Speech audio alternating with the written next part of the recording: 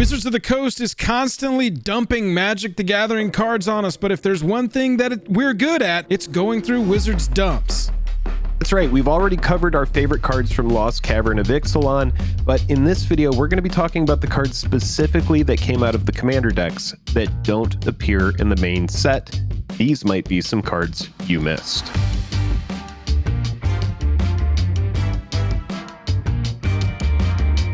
Hello and welcome to the day. Thank you for spending your time with us. I'm Jake. I'm Joel. Welcome back to another episode of Jake and Joel Are Magic. We're starting with Progenitors Icon in our list of Commander cards you missed from Ixalan. These are all in the pre-cons, not in the main set. Look, if you're going to go pick any of these up, check the pinned comment of this video. Go to TCG Player, sponsor of the channel. You can use our affiliate link, and TCG Player will love us. Help us get loved. We would appreciate you clicking on that and giving us a little love at no extra cost to you. So we'll jump right in with Progenitors Icon. It's a 3-mana rock artifact. When it ETBs, you choose a creature type. You could tap, add 1 mana of any color, or tap the next spell of the chosen type you cast this turn can be cast as though it had flash. Plus, you get the added byproduct of this one starts a fun argument about tribal or kindred. I like that Progenitors Icon can come in and just select your commander's creature type. Like, you don't even have to even play this in a creature type deck if you want to get silly. It is a 3-mana rock that doesn't come in tapped, taps for any literal color, and it just says, oh, your commander can be flash speed now. That's pretty sweet. You know, I really like that you add that point, because the obvious choice is jam it into merfolk, jam it into goblins, jam it into vampires, and so on. But yes, if you have a commander, for example, I'm just going to say this, Karavik. I already play Karavik in such a way where I'm ramping to it. Yes. If I play it in such a fashion that it sits around an entire board, that really puts me in a negative space, because anybody who wants to do anything is trying to remove it before they do anything so that they're not taking damage. Right. So this, for me, is the reason why I run Cavern of Souls in that deck. Just so that when I do cast Karavik, it doesn't get countered. Or in this instance, if I cast it, I can cast it on my opponent's EOT and get Karavik ready to go if I have the mana up. This card is fantastic, dude. Yeah, it's excellent a fun card. one. It's got obvious applications, but yeah, I think that we're in agreement. It's got some not so obvious applications as well. Now we have Ore-Rich Stalactite, 1 red and 1 other for an artifact, and this is also a mana rock. Add red, spend this mana only to cast an instant or sorcery spell, and you can craft with 4 or more red instant and or sorcery cards. Now what that means is you can exile this artifact, exile the 4 or more from your graveyard, and then you return this card transformed under its owner's control, and you do the crafting only as a sorcery, so keep that in mind as well. It becomes Casium Catalyst, and it's an artifact with 1 red and 1 other. Choose an exiled card used to craft it. At random, you may cast that card without paying its mana cost. So pretty sweet. You are getting extra value from instants and sorceries in your graveyard, and then you're getting them back once you transform the card. Very interesting card. What we've known in the past is that cards that have this flip a lot of the times, let's say the cards from Zendikar Rising, for example, all of the modal cards, they offer some very unique power, and this one is no exception. Getting to cast those 4 cards again is a big deal. Self-mill a bunch of powerful instants and sorceries, discard them into your graveyard, and then pay 5 to exile this mana rock that's going to help you cast the ones if you just want to get them in there naturally. Then you pay the 5 and you recraft, and you're casting anything that you exiled from the graveyard with it for just 2 for free. Yeah. And this is getting around some timing stuff too, because it doesn't say anything about sorcery speed here. You just choose an exiled card at random and you can cast it right then. It feels kind of like a Chaos Wand kind of vibe going on here a little bit. This is a fun casual card. Think that red blue storm decks that are casual want to look at this, but yeah, kind of a sweet little tech there for decks that cast a lot of instants and sorceries. Sorcery here that's green, Contest of Claws, a green and 1, says target creature you control deals damage equal to its power to another target creature. Man, are they moving away from fight. You see more and more spells where the creature is dealing its power to another creature instead of fighting. It's so good. And for 2 mana, ooh baby. Target creature you control deals damage equal to its power to another target creature. If excess damage was dealt this way, you discover X, where X is that excess damage. And just a reminder, if you're still not locked in on what discover is, I just need you to think Cascade minus the downside. You're not going to hit a counter spell or some unusable card with discover because it goes into your hand if you don't want to cast it. You exile cards from the top of your library, so you exile a non-land card with that mana value, in this case the excess damage or less, and you can cast it for free or put it in your hand because Cascade needed to be better. Nice little fight spell with extra value. The only real downside to something like this is if you hit something that's like a nothing burger for that amount of mana. For sure. But if it's in Commander, then most likely every card in your deck has a purpose. So there should be upside to Discover. I did play one of the Lost Caverns pre-releases, and Discover is so strong just because of what Joel said. It's not like my counter spell is going to fizzle or like something with a timing issue. For example, I had deal 4 damage to target attacking or blocking creature, which is nothing in this instance, but being able to put that card into my hand, even though my opponent knows about it, getting that card instead of having it fizzle is a big deal. I like this card. I think it's really cool, and I think it's really easy to get a high discover cost out of this if you're looking for something spicy. Yeah, I think the floor of this one is low. This is kind of a high risk, high reward card because you could not even have a creature on the battlefield, and this becomes a useless card. You can't even do anything with it. But yeah, Discover is super strong just because of the potential. There are currently cards that are making their way into Pioneer with Discover, the keyword, on it because it's just such a powerful ability.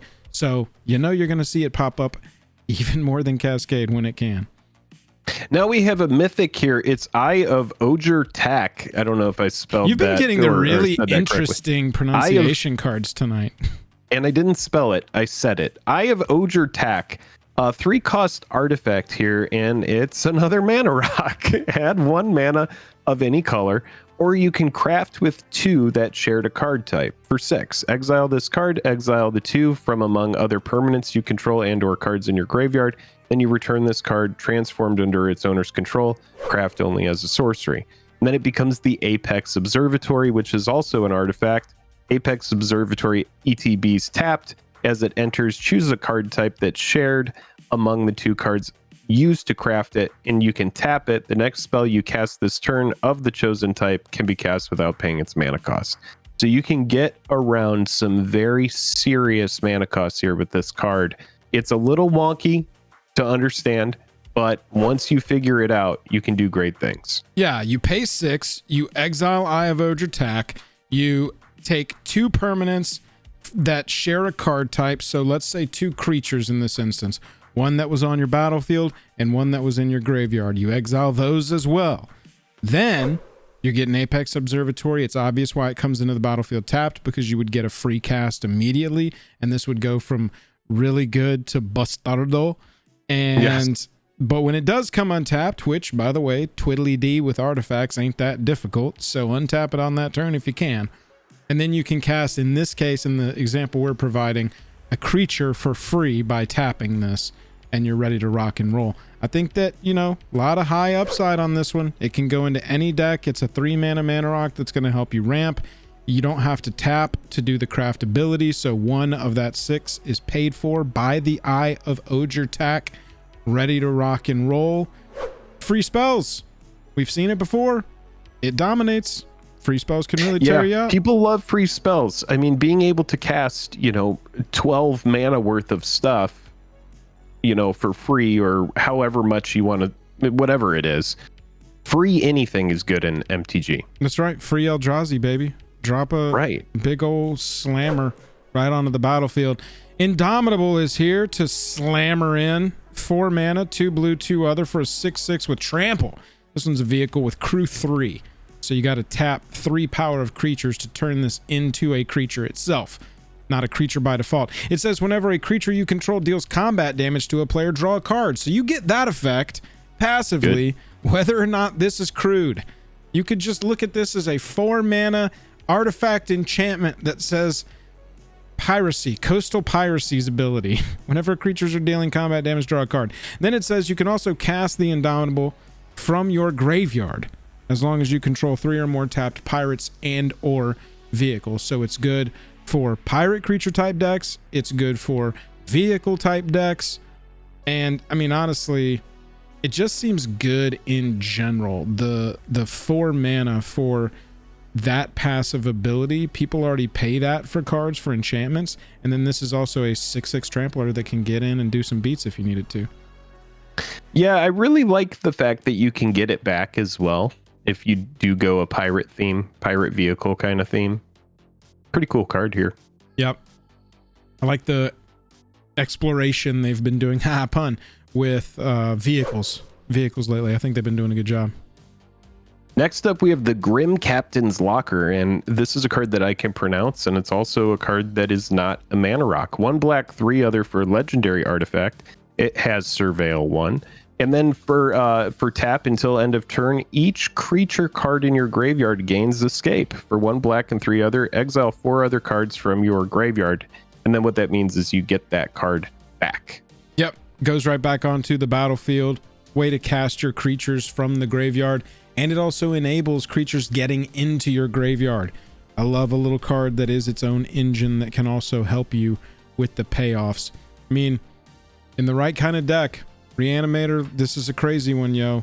Tejada loves this card. That Surveil, repeated Surveil is pretty sweet on this, even though it's Surveil 1, I'm a fan. Yeah, absolutely. I mean, when you look at things like this, and when you play that archetype enough, you start to realize that Surveil 1 can be very powerful. Even just 1 repeatedly, self-mill, or you may put the top in your library, or Surveil, or whatever. Just even 1, having it on a repeatable stick, that is the kind of thing that's going to get you into a position to win. Really quick, we want to thank our sponsors, and the first one we're going to talk about is Card Conduit. It is an excellent spot if you're trying to sell some singles and save some time. Yeah, take all of those stacks of cards that are just taking up room on your bookshelf. Make sure that they're all worth at least $1 and send them over to Card Conduit. They'll take everything, but it's just not going to be worth your time. But if you send them just a big stack of stuff that's worth $1 or more, they're going to grade it. They're going to buy list it, and all they're going to do is send you a check, and you don't have to do anything else. Big thanks to Card Conduit for sponsoring the channel. Broadside Bombardiers, the brothers and sisters of Dockside Extortionist here. Goblin Pirate 2/2 Menace Haster for 3 mana. It's got Boast. Sacrifice another creature or artifact. Broadside Bombardiers deals damage equal to 2 plus the sacrifice permanent's mana value to any target. And so Boast can only be activated if you have attacked this turn. But ooh, wow. Just tossing creatures and artifacts into the cannon to shock plus mana value. It's not just shock. It's shock plus mana value. So deals damage equal to 2 plus the sacrifice permanent's mana value. Late game, if you don't need some like Caged Sun, if you don't need any of that big artifact sitting on the battlefield, sack it up, get in for that killing blow. I like this card a lot. It's pretty squishy, but I'm a fan. Yeah, I think it could be sneaky. It is one where you're saving it. You're using the menace and the haste on the card as much as you possibly can. But even the ability to just toss treasure tokens in to shock, we're getting 1 better value on sacrificing our token goblins, for instance, to Goblin Bombardment. We're getting extra value. It's got to be so tough for like so many people who are just joining the game who don't know what all of these keywords mean, because it's like there's like no reminder text on cards anymore. I like saw Escape just a moment ago and I was like, oh, Theris Beyond Death, Croxa, and you know, I was like able to get there. I remembered what it did. But yeah, I mean, there's a lot of different a lot of lacking reminder text these days. Gotta do some Googling. Gotta do a little bit of Googling. Just an observation. Yeah. Next up, we have Bronzebeak Foragers. 1 white, 3 other for creature dinosaur. It's a 3/4. When it ETBs for each opponent, exile up to 1 target non-land permanent that player controls until Bronzebeak Foragers leaves the battlefield. That's pretty fun. Each opponent for 4 mana. I mean, that's pretty sweet. And then for 1 white and X, put target card with mana value X exiled with Bronzebeak Foragers into its owner's graveyard, and you gain X life. So you are essentially getting a lot of removal here. And then you can kind of, secure that removal by making sure to pay to put stuff into the yard. That way, when they do remove Foragers, maybe it's too late and they're not getting their important card back. Yeah, I'm telling you, Bronzebeak Foragers, they're coming for that ass, and then they're going to eat that ass. Bronzebeak Foragers is really able to take some removal and then take it to the next level for a huge mana investment. I just like that it can tuck some stuff away temporarily. The upside of potentially being able to get rid of it forever, great. But this is more just like a fragile O-ring that can hit everybody for 1 extra mana, right? That's really all I'm looking at it as, is give me that 1 turn reprieve from your thing, keeping me from attacking you, and suddenly we're in a whole new world and you thought you were safe behind your ghostly prison. So I think that it'll have some play in that area. And I like when we get a set like this that's really creature type heavy, but we get cards that'll play in any deck. Really, this could hit a couple of different archetypes. Doesn't necessarily just have to be a dinosaur card. Yeah, it's pretty sweet, dude. I like that it has life gain. It has a lot of removal. It's got a nice 4-butt. It's in white, so it's very easy to protect in the right deck. Good card. Chomp, Mother chomp. of Runes comes to mind, that kind of stuff. From the Rubble. Wait, you're doing this one. I just wanted to say the card name. Oh, good. From the Rubble, 6 mana enchantment. Enters the battlefield, you choose a creature type, and it says at the beginning of your end step, return target creature card of the chosen type from your graveyard to the battlefield with a finality counter on it. So I'm going to break down the math on this one. 5 mana. That is the uncommon going rate to return a creature from the graveyard to the battlefield. You're typically only able to do this in black. You can sometimes do it in white, and they've been kind of coming back around on white gets reanimator cards as well.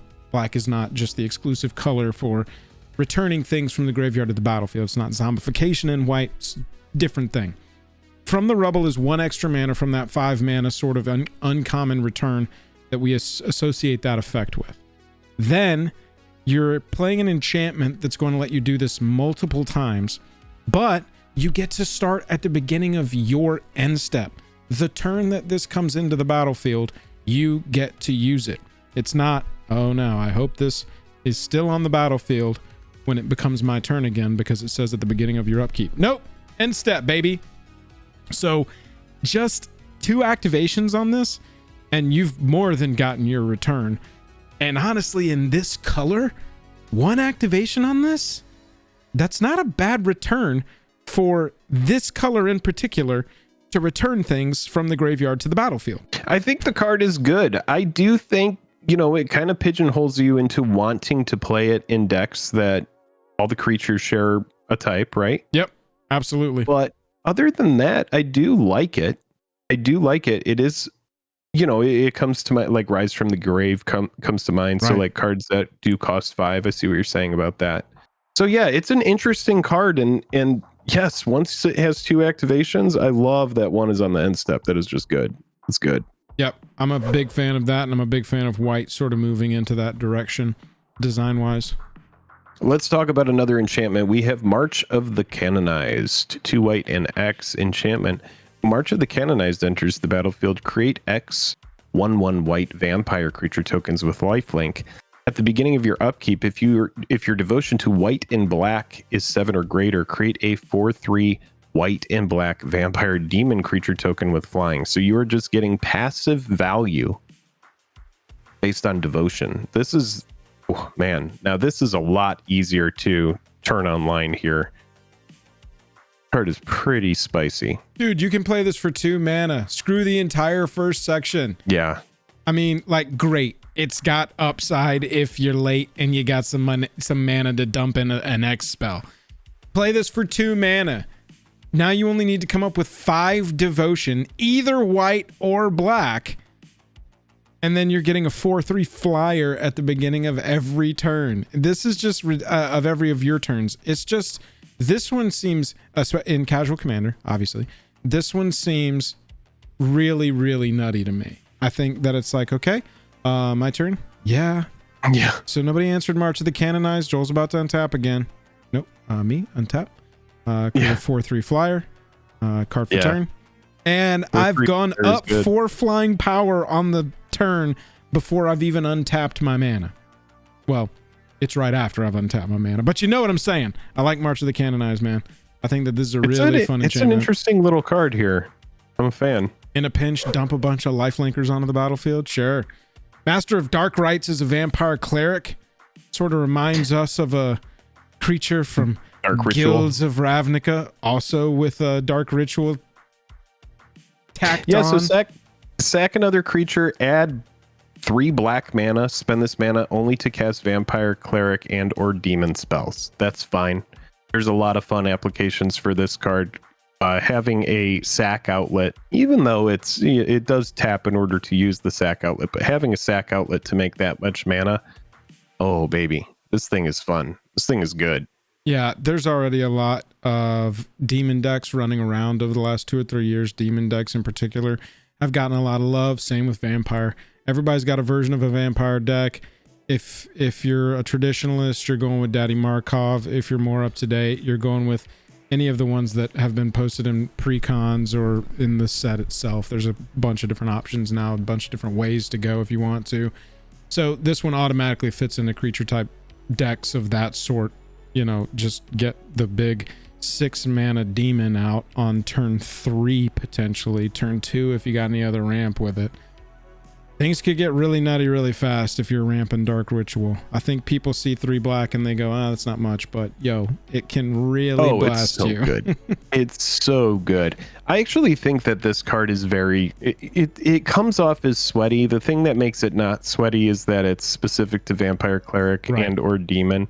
So that holds it back from being just a monster. If it was not specific, oh man, this card would be one of the most busted cards I've seen in a while. Legacy playable 1-drop. Yeah, right, probably exactly. So. Bygone Marvels is a green sorcery for 2 green. That's it, green.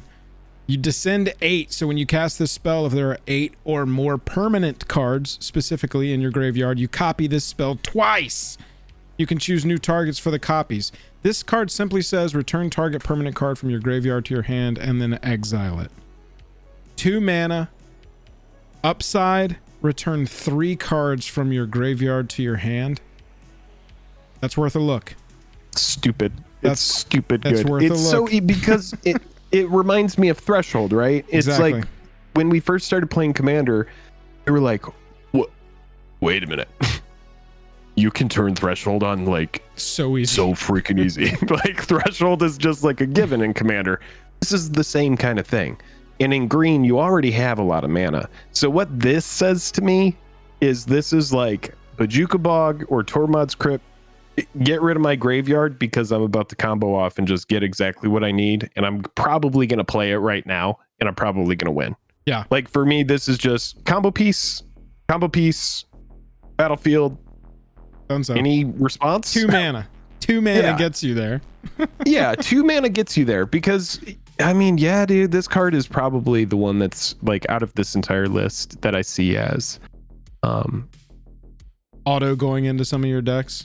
Auto going into stuff. Also, it's like, does a format like CEDH want this? Probably not. I don't know. Yeah, I mean, maybe some of the grindier decks, it's gotten more controlling from me, like kind of keeping an eye on it from a distance. I'm not an expert by any means, but Bygone Marvels I know is a very good card. I mean, people play these types of effects all the time. Ewit is still a played card. So for 2 mana, we can get. I'm just thinking about like permanent cards, like stuff like all of the fetch lands that end up making it into a graveyard and that kind of thing. Like, is there enough to really make it happen? Because sometimes you're grabbing stuff, you're casting Buried Alive and putting stuff into the yard as well. Exactly. You can put it there yourself. You can mill it, discard. There's a lot of different ways, cycling, a lot of different ways to get the things in there to get back. Right. Next up, we have Curious Altisaur. For 1 green and 3 other, you get a 2/5. Man, I like that. Vigi Reach. And whenever a dinosaur you control deals combat damage to a player, draw a card. It's just an auto include for any dinosaur deck in Commander forever and always that runs green. Yep. You got to have the draw a card cards in there. It just fills out the deck. This one will be one that people need to keep an eye on just because it'll go in every dinosaur deck. People are going to want this card. This is kind of a longer term card here. You don't even swing with it. I mean, you can. Sure. It has vigilance, so sure if you equip it, but the card pretty much explains itself. It's supposed to sit there and be an engine for your dinos. When underrated too is reach on this, because that deck is not going to have a ton of flying or air support, and so having something that can block and with 5 toughness block favorably most times. That's not another bad piece to have on there. And you've made it to this part of the video. We want to talk to you about our other main channel sponsor. It is Dragon Shield. Dragon Shield is a wonderful. Joel is a dragon, and Joel has turned into a dragon from all of his years of loving Dragon Shield so much and protecting his precious magic cards with them that his hands have turned into wings. And if you want this to happen to you as well, check out Dragon Shield. The link is in the description of the video. Much like Dinosaur Egg, except for this one doesn't have to be necessarily just a dinosaur deck. I think that this works with a lot of green archetype decks that already exist. 2 mana, 1 green, 1 other for a 0/3 with Evolve, which means whenever, here's some reminder text, Jake. Whenever a creature enters the battlefield under your control, if that creature has greater power or toughness than Dinosaur Egg, you put a +1/+1 counter on it. And then when Dinosaur Egg dies, you can discover X, where X is its toughness. So by default, you are cascading with no downside for 3. And then every single time that the Dinosaur Egg evolves, it just pumps that number up a little bit. You can probably reliably get this up 3 counters, maybe 4, and have this as a 6 discover or a 7. Wow. I think that this could go in many more decks than just a dinosaur deck, especially if you just want to play like surprise deck. Yeah, I think you get this up to a 3/6 pretty fast. 3/6, 4/7. I like this card a lot. I think it's pretty sweet, and yeah, it is not. It's called Dinosaur Egg, but it's not for dinosaurs. No. It's for anybody who wants to play this effect. Yeah, nice little blocker that turns into free stuff. Oh man, 3-headed dinosaur, Jake. You always know that that's going to be a problem. Oh yeah, and this one has Myriad. 2 green and 3 other for 5/5. A reminder of what Myriad is: when this creature attacks for each opponent other than the defending player, you may create a token that's a copy of this creature that's tapped and attacking that player. So in a pot of 3, you swing with this, you're creating 2 copies for the other 2 opponents that you have. And that attacking that player or planeswalker they control, exile the tokens at the end of combat. Whenever it deals combat damage to a player, destroy target artifact or enchantment that player controls. So obviously you want to protect the one that is the main copy, or the real version of it. Yeah. That way you can get this effect again and again. But it's just a dinosaur that's going to clean up the battlefield. It's going to take care of some of those pesky artifacts and enchantments. Yeah. Loving that it's making the copies with Myriad. Any of them that are connecting or destroying artifacts or enchantments. 5 mana, 5/5. Get some trample across all your creatures or make something unblockable, and suddenly you got a 15 power on the attack for 5 mana is a pretty big deal. Oh yeah. Really big fan of Psionic Calamity. And also like Tributary Instructor. You know, there were a lot of creature type creatures and support cards and blah, blah, blah in these precons because that's what they were focused on. But there were a lot that applied to other archetypes too, and I think that's true of Tributary Instructor. 4 mana, 1 green, 3 other for a 4/4 Merfolk Shaman. It's got Mentor, so whenever it attacks, you put a +1/+1 counter on target attacking creature with lesser power. And then it says whenever a creature you control with a +1/+1 counter on it dies, draw a card. You want this for all of your +1/+1 counter decks. There you go. I mean, this is just another one to go with the Merfolk, the blue Merfolk that says creatures with a +1/+1 counter on it can't be blocked. Right? That's this is the deck we're building now. Chat, we are building the +1/+1 counter on every single, at least one on every single creature I have, because then I've got a lot of creatures with +1/+1 counters on it fly. Creatures with +1/+1 counters on it, when they die, we draw a card, and we just build up an army. I think that this one's got some promise. Based on the analytics, most of you that are watching our videos are not subscribed, nearly 70%. If you found this video informative, if you enjoyed it, if you're back for the second time to a Jake and Joel video, and you think you're going to be back for a third, then go ahead and subscribe. Obviously, you like it here. Maybe it's my giant nose. Maybe it's Joel's impeccable, beautiful hair. Whatever it is that's brought you here, maybe it is the MTG content. Stick around, subscribe, and we hope to see you in the future. It's either the MTG content or our sweet asses.